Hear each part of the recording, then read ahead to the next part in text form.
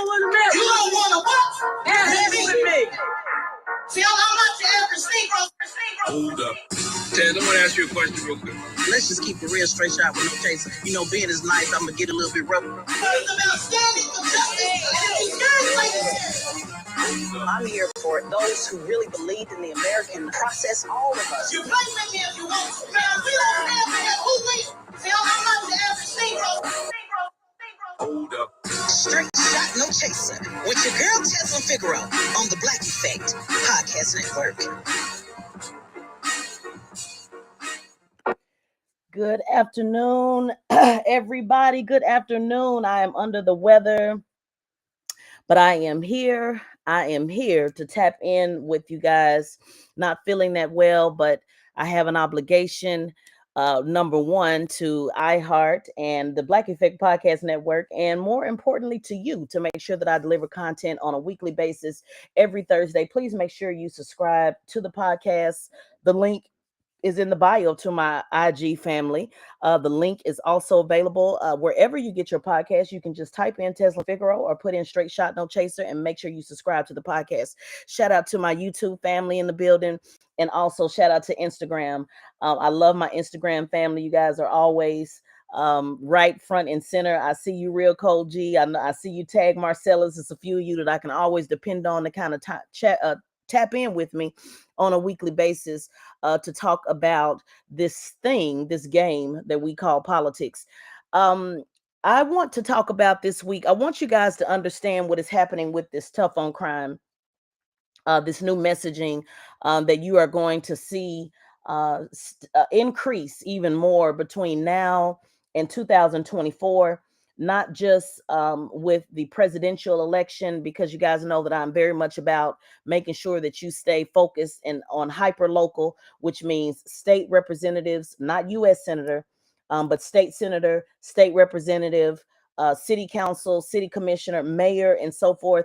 It is really, really, really critically important that you pay attention to those local races, because it really does affect your everyday life. And you are going to see a lot of changes that will possibly come down the pipe, and I want you to be prepared. If you have been following me for any period of time, then you know when Joe Biden was running for office, I talked about how I knew that Crime Bill 2.0 would eventually rear its ugly head and be back something that we have to deal with.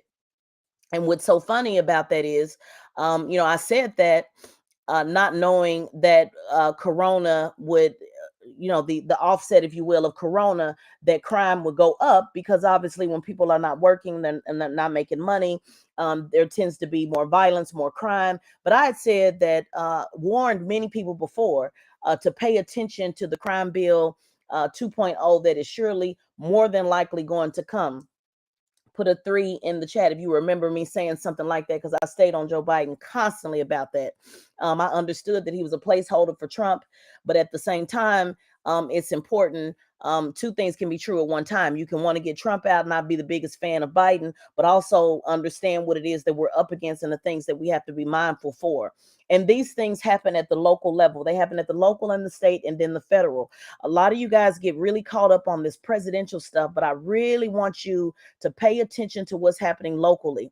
So I'm going to address a couple of things with you today on this tough on crime thing, and just so you can pay attention and follow along on as you see these new races that will come up local, especially, in the spring. That's usually when you'll see mayor races, you'll see a lot of primaries for state legislators, you'll see county commissioners and so forth. And so I want you to pay attention.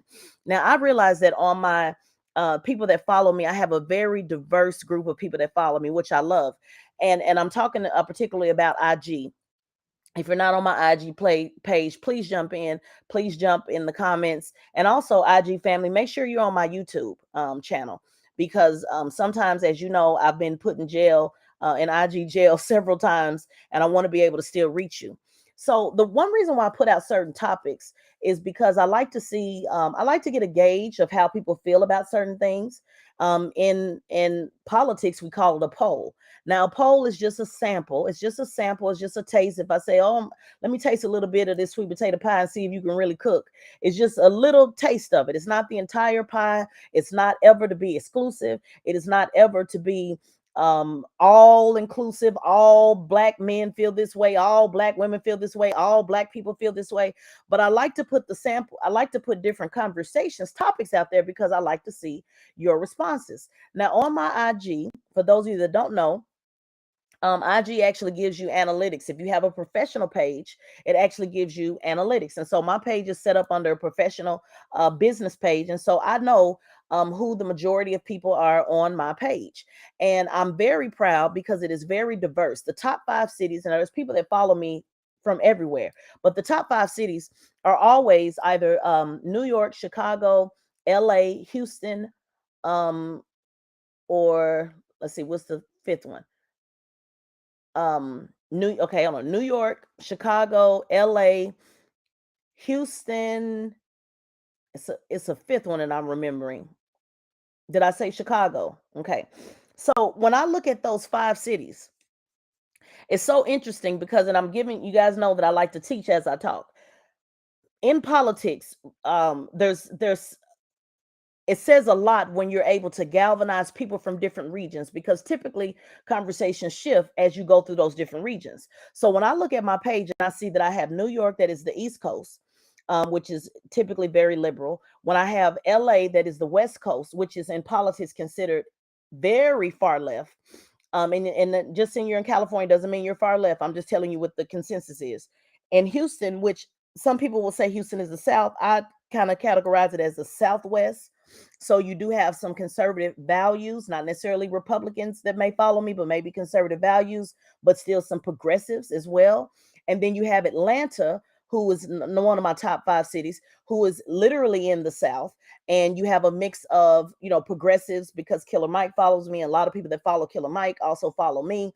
And that is in the South. And then you have Chicago, that is in the Midwest. So when I look at that, we literally on my IG page have a nice, sample of what people feel throughout the country, and the age demographic. Although I have people who are 18 to 25 and I have people who are older than 54, but the age demographic on the IG page is 25 to 54. Now, for those of you that don't know, in advertisement, that is called the top demo. It is the top demo between 25 and 54, because that is literally what advertisers go after, because they're typically the biggest consumers.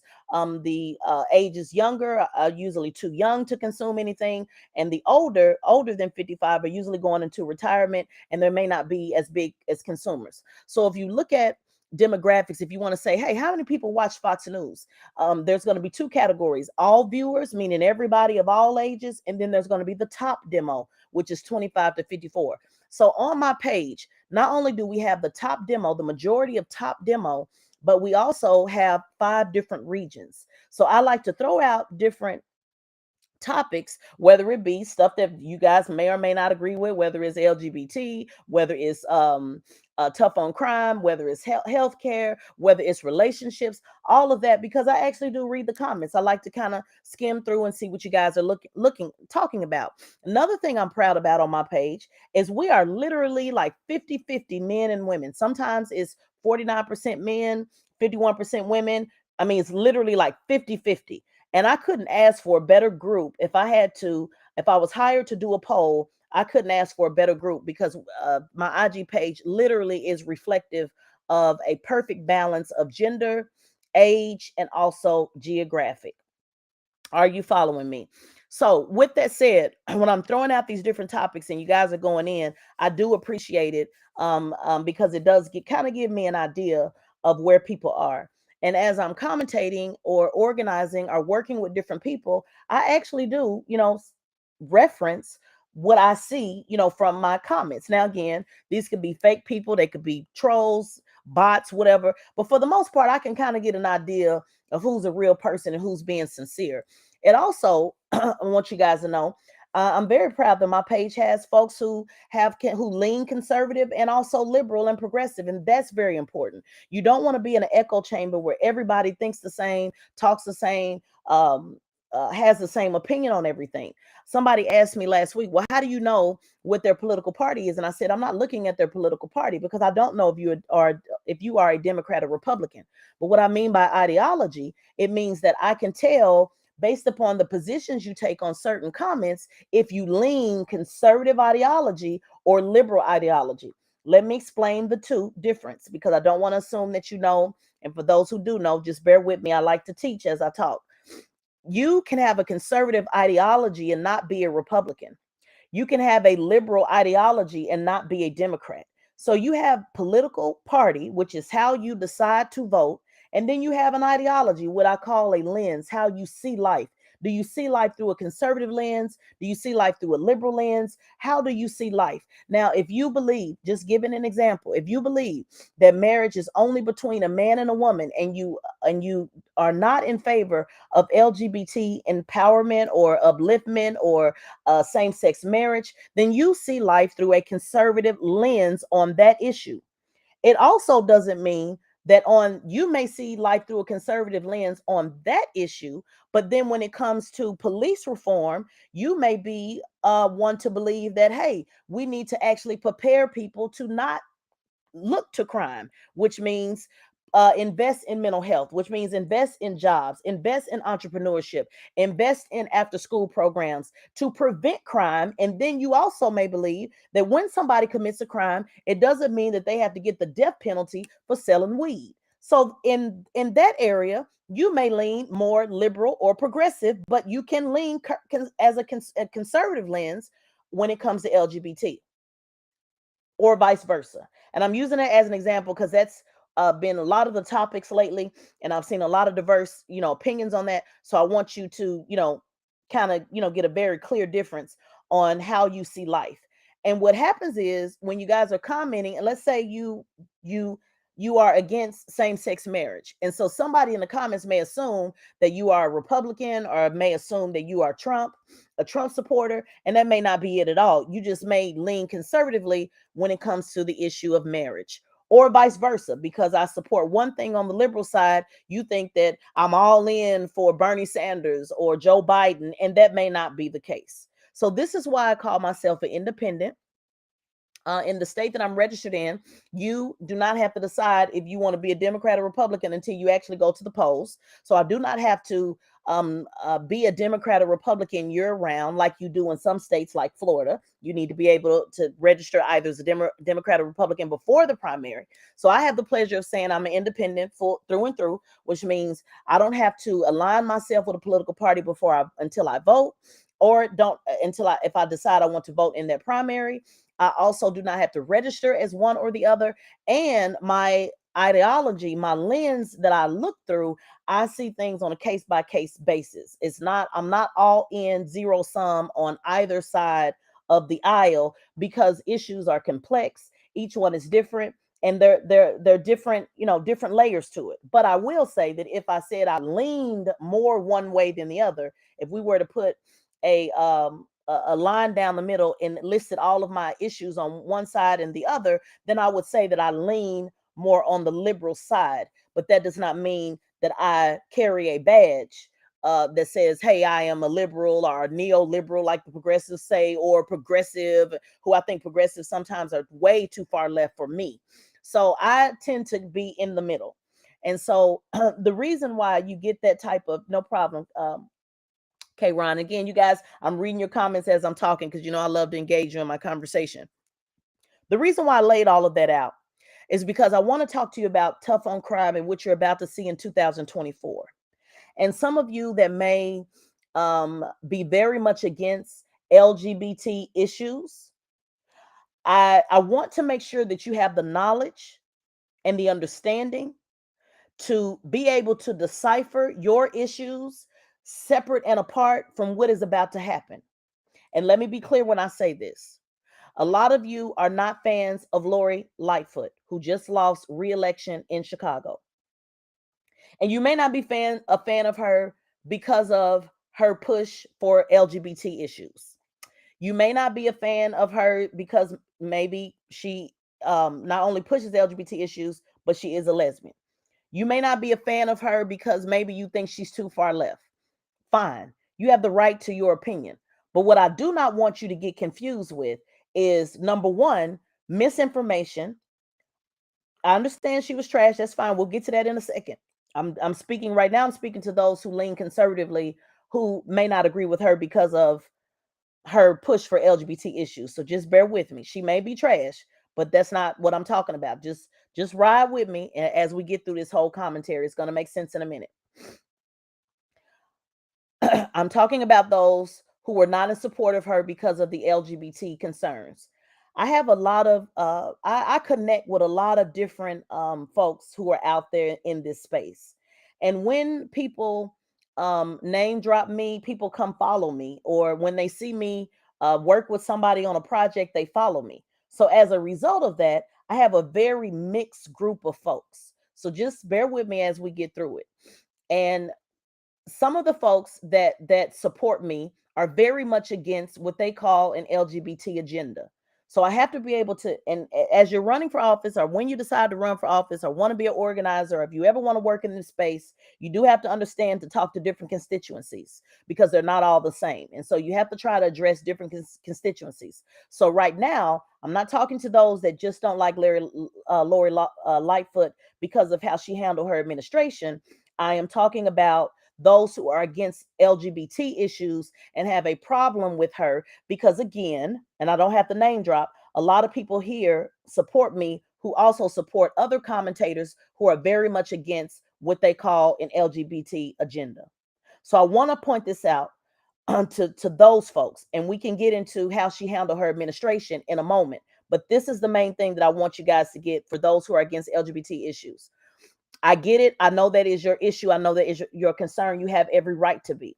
But I do want you to know that there is a bigger play that is not only happening in just Chicago, which is very segregated. Shout out to my Chicago family in the building. I actually lived in Chicago for about a year. And Chicago is one of the most segregated cities that you can ever live in. My show that I used to co-host in Orlando, Florida with Don Miller is from Chicago as well. So I feel I have a really good grasp for Chicago. And so for those of you who are in the comments saying, I'm glad Black people voted her out. Number one, that's simply not true. That's simply not true. Black people did not vote her out. The votes that she got were from the majority of the Black community. I get it. I know you guys want to be right on YouTube. I know you want to be able to say, we told you so. We told you. You don't do what we say. We told you. But I want you to you guys got to be very careful when it comes to the data, because there's a lot of gaslighting from folks who may want to seem as if Twitter has the ultimate say in elections, that Instagram has the ultimate say in elections. And as a responsible trainer, I want you to know that Twitter and Instagram will not help anybody win a race. It can help you lose one in some cases. It can help you fundraise, but it has nothing to do with actually winning a race. So I want you to be able to have the data and not just for the sake of wanting to say I'm right or somebody else is right, speak in misinformation. You guys did the same thing when it came down to Warnock. Hey, we told you Black people weren't going to vote for Warnock. They did vote for Warnock in droves. So now, should Black people be a monolithic and always vote the same way and vote Democrat? Absolutely not. You guys know that I am very much against that. But once the numbers come in, you cannot lie about the numbers. The numbers are the numbers. So to say that Black people voted out Lori Lightfoot is just simply not true. It's just not true. Now, you can spread information and lies because you don't like her or whatever, want to feel like you have some kind of power, but it's just not the case. Because if you had that type of power, then the candidates that you support would be winning. So the candidates that you support are not winning, but you were able to make Lori Lightfoot lose. Make it make sense. It doesn't make sense. So let's make sure that we're using facts as we're out here having these conversations. So number one, the Black community did vote for Lori. The majority of the county districts that she carried was in the Black community. And again, that doesn't mean that all Black people are for her. That doesn't mean that all Black people support her. And it means, just like this gentleman in the comments is saying, Lori Lightfoot is trash and I just don't like her, period. It has nothing to do with LGBT. All of those things can be true at the same time. All of those things can be true at the same time. On this platform, we do two things can be true at the same time. I do not do zero-sum arguments. I do not do provocateur arguments. It's all this or nothing. I get it. I know there's people out there that do that. I think they're very necessary to what they do, but I'm telling you what I do. And it's never going to be a zero-sum game. It's never going to be an all-inclusive game. And it's always going to be, or at least try to be, laced with the facts. Now, what I want you to know about Lori Lightfoot, and I think this is critically important, and we can do another podcast about her, what she did in her administration, but I'm connecting all of this together because I want to talk about tough on crime for a second. I want to talk about tough on crime for a second, and I want you to see what is happening all throughout the country. Now, someone in my comments said, I feel sorry for Lori Lightfoot because when black women are in leadership, they're not viewed as tough enough, when it's a tough on crime conversation. And so I had to respond to the sister to say, although I understand what she says with gender, which I do, because it is, being a woman in any leadership capacity is not easy. You're either too aggressive or you're too soft. But I want to make this point because I want you guys to see, I want you to connect the dots on what is happening all across the country. This particular tough on crime issue, and the reason why we're talking about race, it is not necessarily a gender thing like what happened with Keisha Lance Bottoms or Lori Lightfoot, but it is a black thing. Somebody hashtag a black thing. It is a black thing. And so whether you agree with Lori or not, didn't think she was plugged in enough to the black community, all those things can be true. But this podcast is about tough on crime and what is happening on the local level and what is bubbling up its way to the federal level as early as next week. Okay. So if you look at Chicago and you look at how, tough on crime, again, conservatives drill this over and over and over and over and over. What about Chicago? What about Chicago? What about Chicago? What about Chicago? They have made Chicago the staple of crime. When you think of crime, think of Chicago. That is literally the talking points for the conservative media. And they drill that over and over and over and over.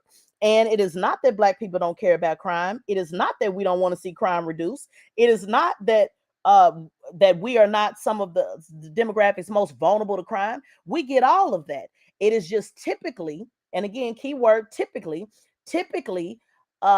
black leaders have a different approach to crime because it is from a lived experience, and we lean towards actually preventing crime and saving our babies before they get into a lifestyle of crime.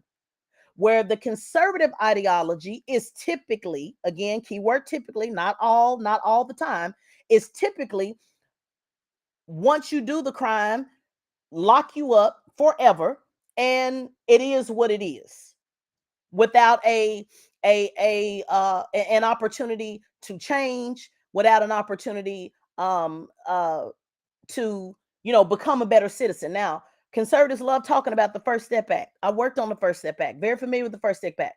The First Step Act was all about what happens when you get out of jail. So it was about recidivism. For those who don't know, recidivism is helping you not go back. So conservatives do talk about that. But where the difference usually is between the two ideologies is preventing the crime versus doing nothing to prevent, or not putting enough resources into prevent, and then then the crime happening and then locking up particularly black men. Again, more black men are in prison than those who were enslaved in 1850. So there's a very strategic, for those of you that don't know, school to prison pipeline. There, since everybody always want to talk about agenda, there's a very clear agenda when it comes to this tough on crime thing. And Democrats and Republicans have played lockstep. Let me say again, have been lockstep in this. And this is what you're about to see again. So let's take Chicago out of it, where the crime thing was crime, and her opponents, just so we can be clear.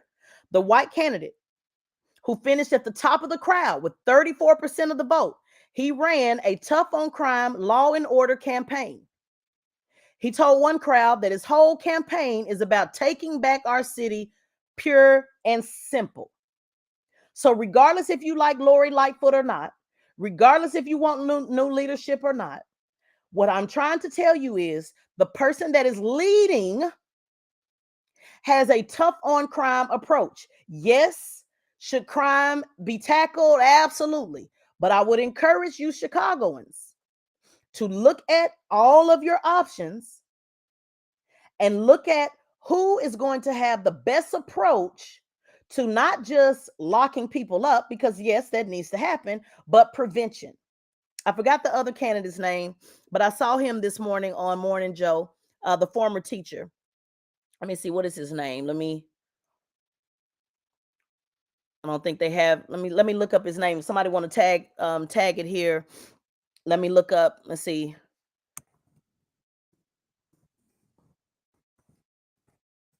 Got his name. Johnson. Johnson. So Johnson is a black man who is a former school teacher. He was a little heavy on the religion stuff this morning, but maybe because he was talking to Al Sharpton, I don't know.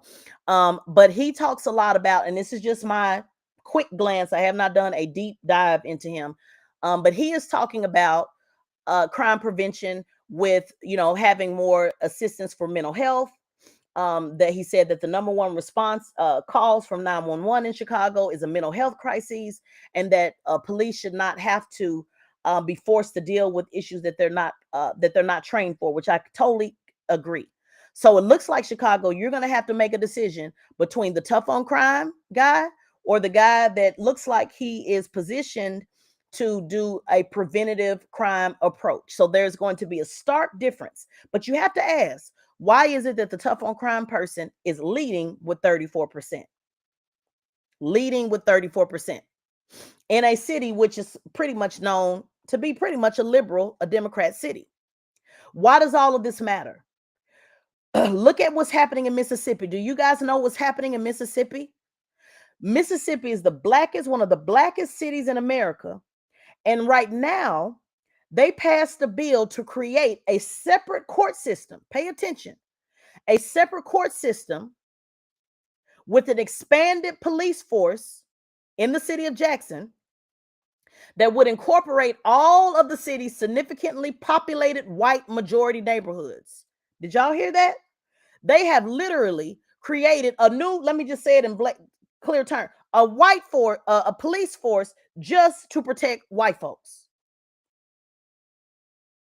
The mayor is calling this apartheid. Black mayor. So this tough on crime conversation is not just in Chicago.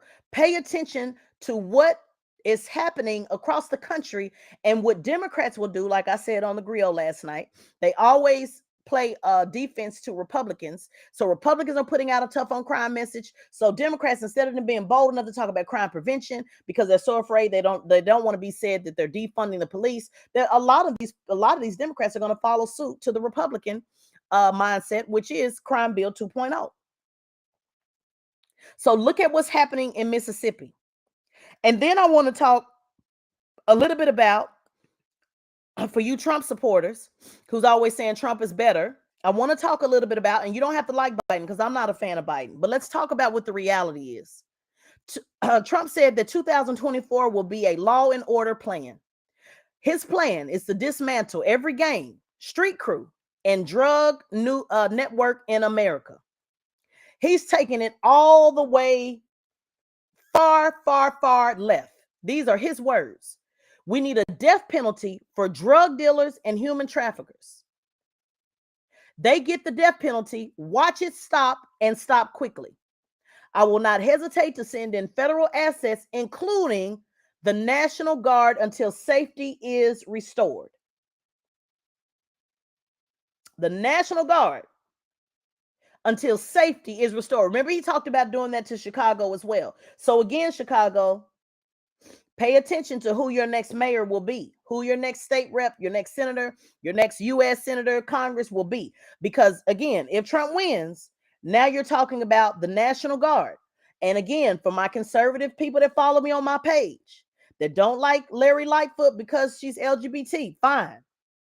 But don't get it twisted behind you supporting one thing, being against one thing, and not paying attention to what's happening on the other side.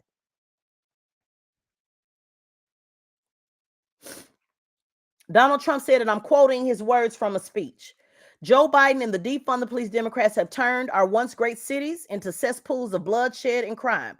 Even though, this is side note me, even though Joe Biden said fund the police. Remember when Joe Biden said fund the police? They're still saying no. They're saying defund the police. And actually, they're not saying defund the police. A lot of folks wish that they would, but they have not said defund the police. So this is just a flat out lie. Trump said he will invest in a record investment in hiring, retention, and training for police officers nationwide. He also said, so again, for those of you conservatives who may like some things about Trump, maybe the no taxes, maybe the business, maybe the you are not in support of LGBT. Got it. But can I just express to you this part though? So you can so you can look at the whole thing collectively. It's not to scare you into voting for Biden or any Democrat. I just want you to have all of the information. He said the bill will increase vital liability protection for officers. Let me say it again slow. Liability protections for officers. One of the things that we're trying to do in the police reform movement is end qualified immunity, which means allowing police officers to be protected when they kill us. For those of you that are always saying, we need to take it out the police ambulance chasing, take it out the police pension. Right. We're trying to fight to do that. Trump is not only, is he not going to allow that to happen, but he's going to increase protection for police officers. Not protection for citizens who are murdered by the police, but increase protection for police officers. He said Democrats want to take away protections away from police because we want them to do their jobs. We want them to do their jobs right. We're going to protect them. He said in order to qualify for this funding, local jurisdictions, meaning your local city, Chicago, Mississippi, in order to get the money, you must, basically, I'm paraphrasing, agree to common sense police measures, such as stop and frisk. Let me say it again. Trump's plan is that in order to get the federal dollars, you must adhere to stop and frisk. And we all know what the result of that was in New York.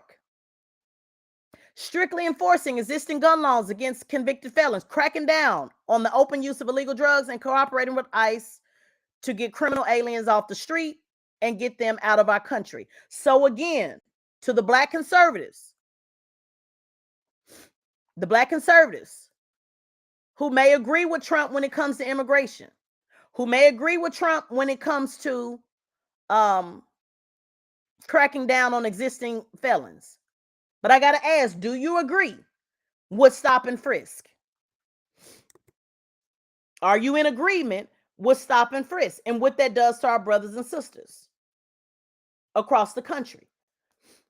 So you guys, you have to look at what is happening holistically and not just taking, a few sound bites or listening to just a couple of different YouTube commentators and taking that and running with it and pay attention to what is going to happen. He said, third, they're going to go after prosecutors who are abolishing cash bail. Right now, more black people are locked up because they don't have the money to get out of jail. And that is where the cash bail conversation comes into. It's not about letting out violent criminals. That's been another lie that has been spread. But that those that do not pose a threat have their day in court. I'm simplifying it. Go read it for yourself. Because poor people don't have money to get out of jail, and they could very well be innocent. They should have a right to be able to get out of jail, not based upon what they have in their pocket if they're not a violent offender. These are the things that conservatives or Trump is talking about revoking that we were able to change on the grassroots level.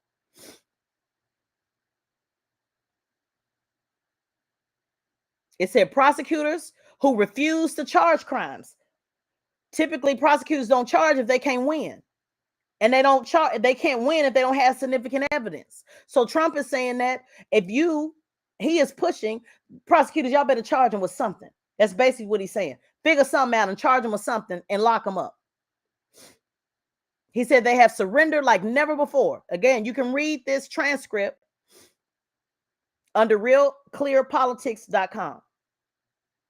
I posted up the article on my page yesterday. Google the title of the article and read it for yourself. He said they have surrendered like never before. I will direct the Department of Justice to open civil rights investigations into radical left prosecutors, such as those in Chicago, LA, and San Francisco, to determine whether they have illegally engaged in race-based enforcement of the law. Now, he's not talking about protecting Black folks. He's saying to do an investigation to see if Black people got done any favors. I'm paraphrasing.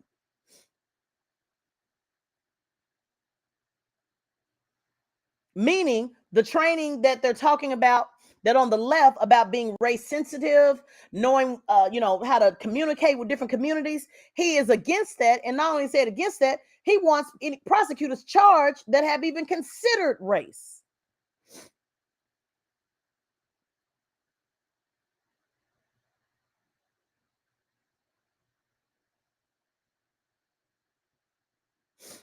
So there's a lot going on here.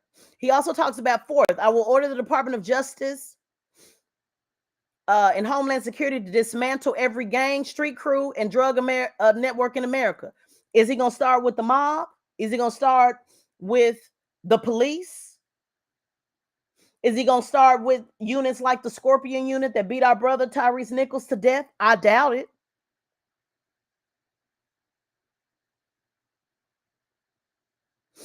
So I want you guys to be very clear on what is about to happen on the local level and the state level, and what is happening right now as we speak.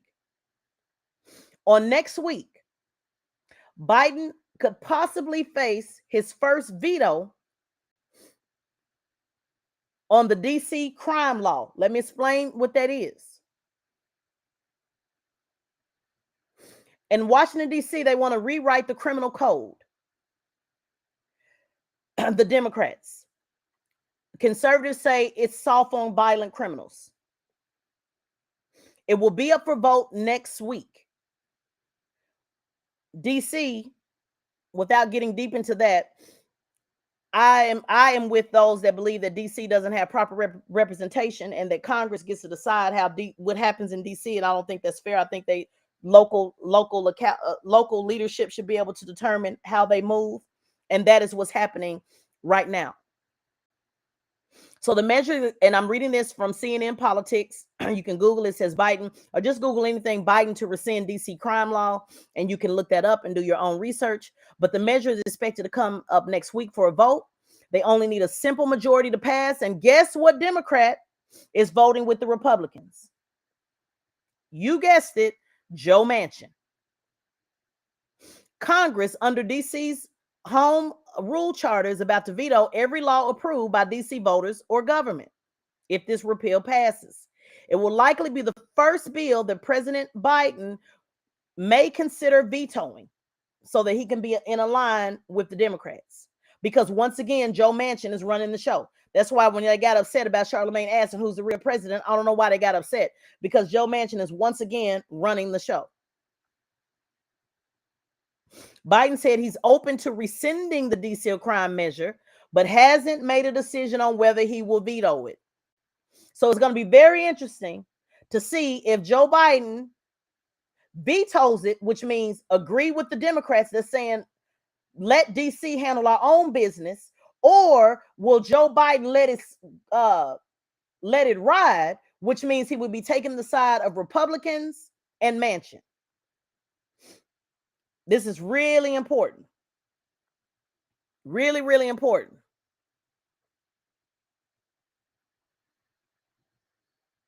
So the Democrats are on board with overriding the DC law, and the Republicans are on board with pushing a law that they say is tough on crime. This is happening in DC. Make sure you stay connected to me next week, because I'm going to follow this. I want to see how this plays out. I want to see at what side will Joe Biden be on.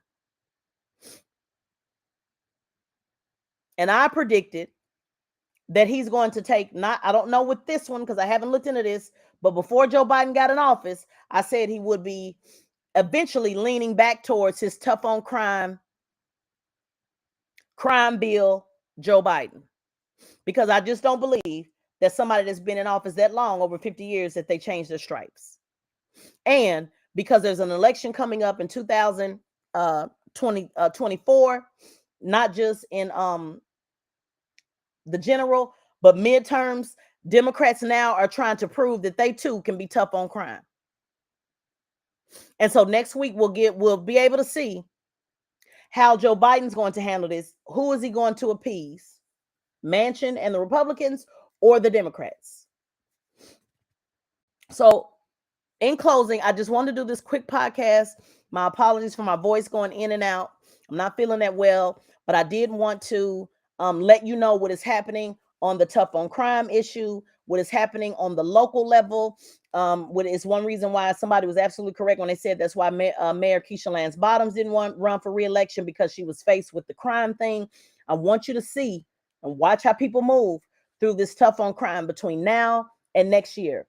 And I am urging you guys, encouraging you to be responsible enough to look at every issue by issue. And again, for somebody just put in here about the LGBT issue, everything's not about the LGBT issue. Government runs all types of things: the financial sector, the healthcare sector, the education sector, zoning, schools, transportation. Familiarize yourself with what government runs. And for those who say, well, I'm just not in the process, we just need to do it for ourselves. Do what for ourselves? We can't run the financial sector. We can't run the healthcare industry. We cannot run the insurance industry. We do not run Wall Street. We cannot run the education industry, the banking institutes. Come on, let's be for real. Let's be for real. As long as you're in America, the government's going to run it. So you got two choices. You're going to get in or not. But they're using your money whether you're in or not. So either you want to have a say in the process or you don't. And let me remind you guys again, like I'm going to do as often as I can. When you guys say I'm just not going to vote, I want you to know that you're actually helping the Democrats. That strategy that y'all are running with, you guys are getting that from people who have never ran a race and don't understand numbers. When you sit out, you actually make it easier for the candidates you don't like to get 50%, because all they got to do is get 50% of people that like them to the polls. So you will be better running a candidate on your own. Let me say it again. You will be better running a candidate on your own to what they call split the vote rather than sitting out, because there's always been more people that don't vote that do vote. I'm saying this to the person that asked earlier, well, how many black people voted? It doesn't matter. There's always going to be more people that do not vote. So you're not flexing on that when y'all say that. I'm going to say it again. When you're listening to people who have not been operatives, like literally having to work on campaigns, they're misleading you. It's called get out to vote. I'm going to say it again. I said it on my podcast the other day. There's a system called Voter Action Network that we go into, and it tells us where all of the voters are. If you're a Democrat, it's going to say, hey, all of your super voters live over here, they're over there. And then the candidate literally goes out and only goes to those houses that are super voters. So imagine house number 1 being a super voter and you in house number 2, a non-voter. They're not even going to knock on your door. So just imagine, I want you to visualize you standing outside in the yard. Hey, I'm not going to vote for you. I'm not going to vote for you. But they don't even see you. You're not even on the list. Are y'all understanding what I'm telling you? So you're flexing. It's kind of like a woman saying, I don't want you anyway. Girl, I never asked you out. Like literally, you're flexing on something that's not where the power is. Now, again, I'm not saying go vote for the candidate that you don't support in. What I'm trying to say is, if you want to show power, then house number 2 should be able to say, I'm not going to vote for your candidate, but I am going to vote for Mr. Smith. Now you're taking away a vote from that person. You're not taking away anything from anybody when you don't vote, because the rule of the game is 51% is how they win. The Chicago race yesterday, that many of you were following on Twitter, the person that won only won by 1,100 votes in one of the alderman positions. It doesn't require a lot of people to go to the polls to get you to win. This is why I keep pushing you guys to run for local office or support somebody that runs for local office. The guy that they brought on Twitter by the last name of Gabe, I think he had 130 votes. I had more people graduate from my high school. No disrespect to him, but all of the time that he spent on Twitter talking to people that can't even vote for him, that told me out the gate he was not a formidable opponent. Let me explain to you what a formidable opponent is. I've said that before. Anybody can be an opponent, but a formidable opponent means that you're respected and feared. Any candidate that is spending time talking to y'all on Twitter, and you can just make it up as you go and say, I do live in Chicago. We don't know that. How do we know that? So anybody that's spending an exorbitant amount of time trying to convince strangers from all over the country on Twitter instead of knocking on doors, no wonder he came in last place. I'm going to give y'all the tough reality. And I do support the folks, that brought him to Twitter. I do. I'm glad that they thought that, the Twitter family was important enough to have a conversation with, but that is not how you win elections. I knew he didn't know what he was doing just by the simple fact that he was on Twitter, debating with you guys back and forth, getting caught up in that back and forth, when you should be doing call time, talking to actual voters. So he came in last, not even 140 votes at best. It was more people in the Twitter space than it was that voted for him, which means he was not prioritizing his time, and he should have been talking to voters. If you want to sit up on Twitter space all day and educate people on reparations and whatever it is that you're passionate about, you need to start a PAC, a political action committee, because that's what they actually do. But being a candidate, talking about sitting up on social media all day running a podcast, that's not how you win office. It's not, period.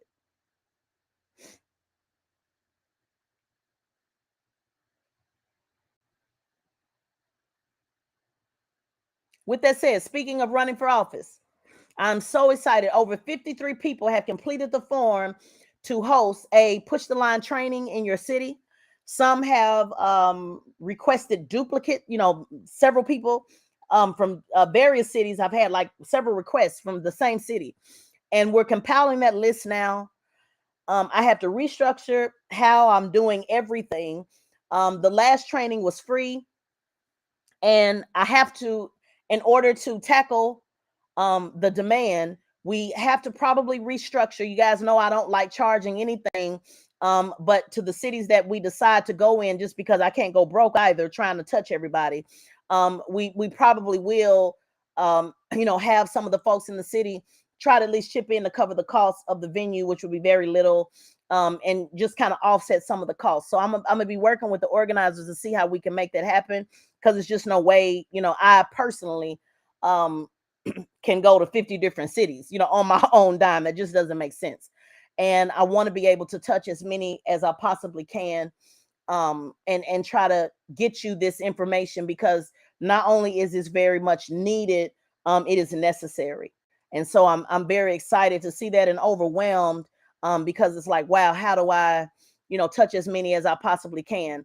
If you want to know more about that Push the Line training, it's on my website, tezlynfigaro.com. You can click on Push the Line. We did a 12-hour boot camp in Atlanta. It went really well. We trained operatives, candidates, and organizers, 5 different modules, if you will, to kind of teach you, give you a little bit of jump start. And so one of the things, this is a labor of love, a project of love that I just want to do. I want to work with some people that actually want to get on the ballot, because I want to, see how they apply the training, see if it works, and, just kind of see more like a case study. It does not mean, to the ignorant person on Twitter that just jumped to conclusions, it does not mean that I am personally running a candidate, which means I'm not saying, hey, I'm going to run Joe Blow in New Orleans, and I'm going to fund them and get them the money, and I'm going to do this and that. No, that's not what that is at all. I want to give people the tools that they need to run, but I have nothing to do, no affiliation with their actual run for office. I just want to be able to give you what you need so that you can run a successful race, or at least have something, because we just don't have the resources that people need just to even know where to get started. So it does not mean an endorsement. Thank you, Shannon, on YouTube says sign up for the class. The class is very good. It does not mean an endorsement of a candidate or that I'm funding a candidate or you know, doing anything to help a particular candidate. I can very well be training two people that's going to run together. You run against each other. I just want to get the resources out so that you guys can just kind of have something. So bear with me. We did get your, we're not ignoring it. I just have to figure on the name. So we're just a 2-woman team. So we're a small team, and I actually do run a whole full business, you know. So this is kind of like a project of love, but just bear with me because I want to make sure that we get at least to a few of these cities as we possibly can. So with that said, guys, that's about it. If you live in Massachusetts, I'll be there next week on September, not September. You see, I'm getting sick and got a head cold. I'll be there next Thursday at Bishop Talbot Swan's church at 6:00 at his church. Also, the Black Effect Podcast Network is having a festival on April 22nd. I will be there as well. The link is in the bio, in my bio to buy tickets, or you can go to blackeffect.com, get tickets, come pull up on us. It's a full day festival. I'm looking forward to that. A lot of other things popping that I can't really actually announce, but very, very excited. So excited. I got an invite to something that just floored me on yesterday to be recognized for something, and that I'm just absolutely floored by that. So I have a lot that's coming in store as we go into the summer, into the fall. Thank you for rocking with me. I'll post up my commentary that I did on the griot later on this afternoon. You've been listening to Straight Shot No Chaser. Don't forget, guys, subscribe to the podcast. That's the one thing that you can do. It doesn't take up any space on your phone. Just go to Apple Podcasts, type in Straight Shot No Chaser, or wherever you get your podcast, Spotify, wherever on your Android. Follow my actual podcast. I drop podcast episode every single Thursday. That would help me out a great deal. In the meantime, stay connected to me on Instagram and make sure you follow my YouTube page. You've been listening to Straight Shot No Chaser. This is Tezlyn Figaro. Peace.